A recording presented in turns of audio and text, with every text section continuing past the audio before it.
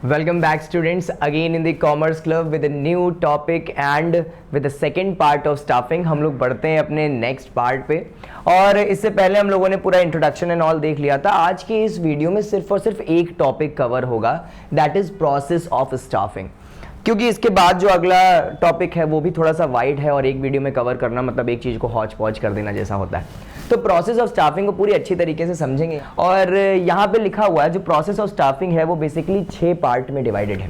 पहला पार्ट जो है वो बताता है estimating the manpower requirement, उसके बाद है रिक्रूटमेंट, उसके बाद है selection, then placement and orientation, training and development and then performance appraisal.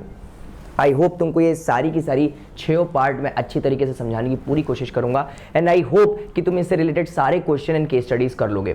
और अगर तुम्हें इससे पहले वाला वीडियो नहीं देखा है तो मैं आई बटन पे लिंक दिए दे रहा हूँ। और हाँ, अगेन दूसरी चीज़, अगर आप कॉमर्स को सपोर्ट करना चाहते हैं तो उसके इंस्टाग्राम चैनल को फॉलो कर सकते हैं और प्लस यहाँ पे सब्सक्राइब कर सकते हैं। चलिए बढ़ते हैं सीधा डायरेक्ट वीडियो पे।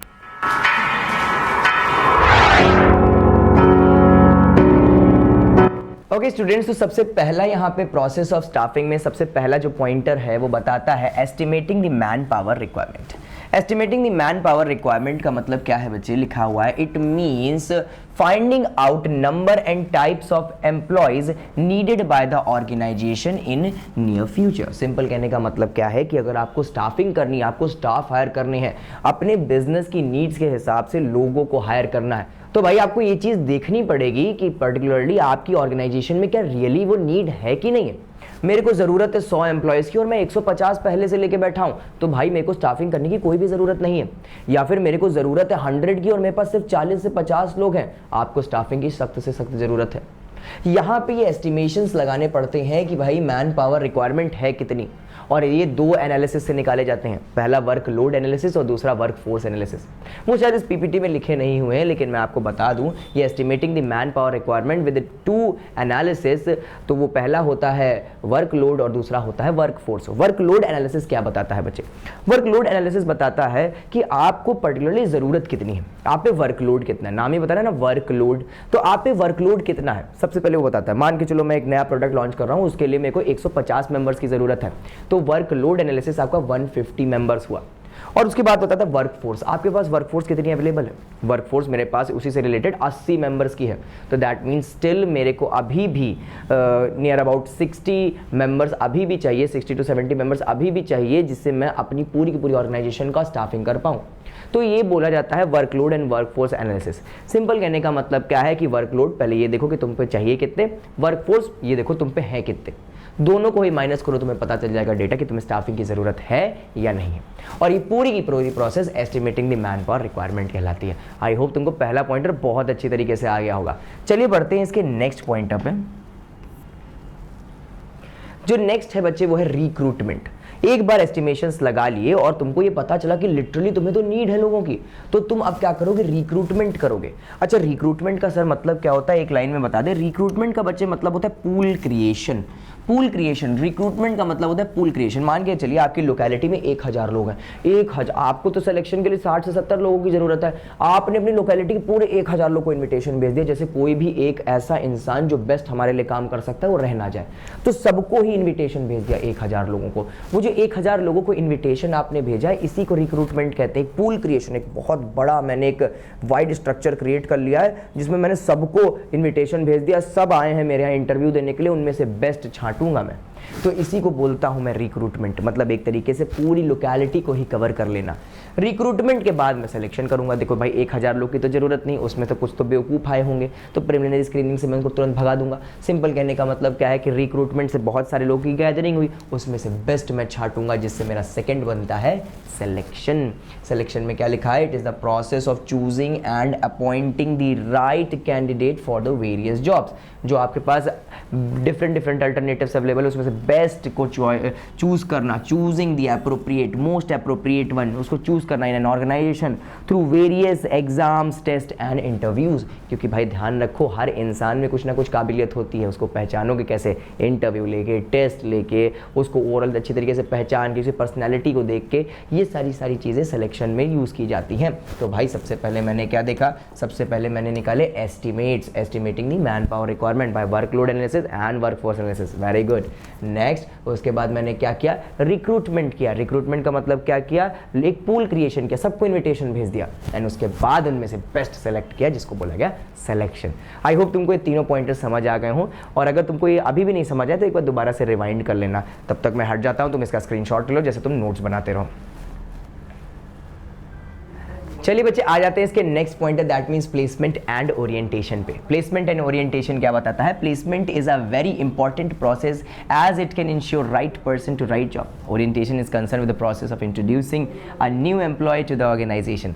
कहने का मतलब क्या है बच्चे कि प्लेसमेंट एंड ओरिएंटेशन एक बार सेलेक्ट कर दिया तो भाई प्लेसमेंट देनी पड़ेगी। जिस जॉब के लिए उसे हायर किया वो जॉब तो उसको बताओ, वो उसका केबिन कहाँ पे है, उसका कलीग्स कहाँ पे हैं। तो बेसिकली क्या होगा, पहले प्लेसमेंट करिए जो जॉब उसको देनी थी, उसके बाद ओरिएंटेशन करिए, कलीग से मिलाइए, हिस्ट्री एंड ज्योग्राफीज बताइए कि हमारा कितना पौराणिक बिजनेस है, यहाँ पे आपका केबिन है, यहाँ पे आप कॉफ़ी पी सकते हैं, यहाँ पे आप नेचर का मज़ा उठा सकते हैं। तो सिंपल कहने का मतलब क्या है कि ये ओरिएंटेशन होता है, हिस्ट्री एंड ज्योग्राफीज से उसको मीटअप कराना।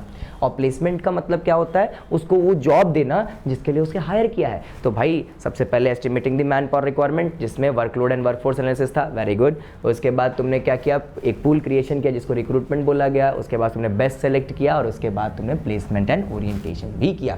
प्लेसमेंट का मतलब उसको वो जॉब देना, ओरिएंटेशन का मतलब क्या हुआ बच्चे कि आपने उसको अपनी हिस्ट्री एंड ज्योग्राफी से मीट आउट कराया। आई होप तुमको ये चीज़ समझ आई हो। बढ़ते हैं इसके नेक्स्ट ट्रेनिंग एंड डेवलपमेंट पे। Training and development is also a serious issue, क्योंकि भाई हर इंसान पढ़ा लिखा है, स्टिल उसको ट्रेनिंग एंड डेवलपमेंट देना बहुत ज़्यादा ज़रूरी होता है। आप चाहे जितने ही होनहार क्यों ना हो, पर्टिकुलर कोई जॉब करते हैं तो उस जॉब को सीखना ज़रूर पड़ता है। तो वो जो सर इससे पहले जो मैंने पढ़ाई की और वो टेस्ट निकाले वो क्या बेकार है, वो तो एक कॉमन टेस्ट है जो सब में देखे जाते हैं। फिर जब आप अगर आप सेलेक्टेड होते हैं, अगर एलिजिबल हो जाते हैं उन टेस्ट को देने के बाद, तो आपको रियल काम सिखाया जाता है जिसको ट्रेनिंग एंड डेवलपमेंट कहा जाता है। ट्रेनिंग एंड डेवलपमेंट में लिखा है systematic training helps in increasing the skills and knowledge of the employees in doing their jobs through various methods. यहाँ पे बताया जा रहा है उनकी स्किल इन्हांसमेंट में काम किया जाता है। ये training helps in increasing their skills, उनकी स्किल्स को बढ़ाना, उनको इन्हांस करना, हर दिन अपग्रेड करना। एक कार कंपनी भी हर साल अपने मॉडल्स को अपग्रेड कर देती है। तो यही लिखा हुआ है systematic training helps in increasing the skills and knowledge of employees in doing their jobs through various methods. उनको अलग अलग तरीके सिखाना, उनको अलग अलग रणनीतियाँ बताना, कैसे कस्टमर को ग्रैब करेंगे बताना, कैसे वर्किंग एनवायरनमेंट के साथ ओवरऑल ढालना है खुद को, ये सब कुछ बता देना उनको। उसके बाद लिखा है development of involves growth of employees in all respect. भाई देखो ट्रेनिंग का मतलब कोई पर्टिकुलर जॉब में परफेक्ट कर देना, और डेवलपमेंट का मतलब उनका ओवरऑल डेवलप, उनकी पर्सनैलिटी इंक्रीज़ करना, उनका लाइफस्टाइल इंक्रीज़ करना, उनकी लैंग्वेज इंक्रीज़ करना, उनका way of seeing the society change करना। ये सारी की सारी चीज़ें development is overall develop, wholesome development. Training एक पर्टिकुलर स्किल्स को सिखाना, ठीक है, एक पर्टिकुलर जैसे मशीन कैसे चलाते, मशीन चलाने की ट्रेनिंग दे दी। अब मशीन चलाने की ट्रेनिंग से उसका ओवरऑल डेवलपमेंट थोड़ी ना हो गया, तो ट्रेनिंग भी देना, साथ में उसका ओवरऑल डेवलपमेंट भी करना, उसकी नरिशमेंट भी करना। आई होप तुमको अब समझ आ गया ट्रेनिंग और डेवलपमेंट में क्या डिफरेंस है। वेरी गुड, ठीक है, चलिए अब आगे बढ़ते हैं। नेक्स्ट बच्चा लोग हमारा परफॉर्मेंस अप्रेजल। परफॉर्मेंस अप्रेजल का मतलब क्या है, इतना सारा साम दाम दंड भेद करने के बाद it is concerned with rating और evaluating the performance of employees। सब कुछ करने के बाद भाई टेस्ट लेना जरूरी है, भाई रेट करना जरूरी है कि वो सही काम कर भी रहा है कि नहीं कर रहा। अगर अच्छा कर रहा है तो अप्रेज करना, अगर ख़राब कर रहा है तो उसको डांट भी लगाना कि भाई सही काम कर ले, इतनी ट्रेनिंग करवाई है तुझे, इतने सारे पुल क्रिएशन में तुझको सेलेक्ट किया, स्टिल काम नहीं कर पा रहा, कैसा आदमी है तू। तो सिंपल कहने का मतलब क्या है, एक बढ़िया तरीके से उसका एक रेटिंग देना, उसे इवेल्युएट करना, transfer and promotions of the staff and based on the performance appraisal. और ध्यान रखना इसी परफॉर्मेंस अप्रेजल, यही फीडबैक से ही किसी इंसान का प्रमोशन तय किया जाता है। अगर अच्छा काम कर रहा है तो प्रमोशन कर देंगे, खराब काम कर रहा है तो इसको फटकार लगाएंगे, स्टिल काम नहीं कर पा रहा है तो उसको यहाँ से फायर भी कर देंगे। तो ये सारी की सारी चीज़ें क्या होती हैं परफॉर्मेंस अप्रेजल में। आई डोंट थिंक सो इसके बाद हमारे पास कोई टॉपिक है।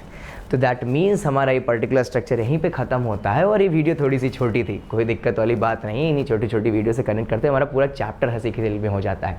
तो आई होप तुमको कॉमर्स क्लब का काम समझ आ रहा है, और अगर तुमको ये वीडियो समझ आई है तो do subscribe our channel and hit the like button. और हाँ, ध्यान रखना कि लोगों में शेयर ज़रूर कर देना। मैं तुम्हारी हेल्प कर रहा, तुम मेरी हेल्प कर दो। तब तक के लिए हैव अ नाइस डे, मिलते हैं इसके नेक्स्ट टाइम।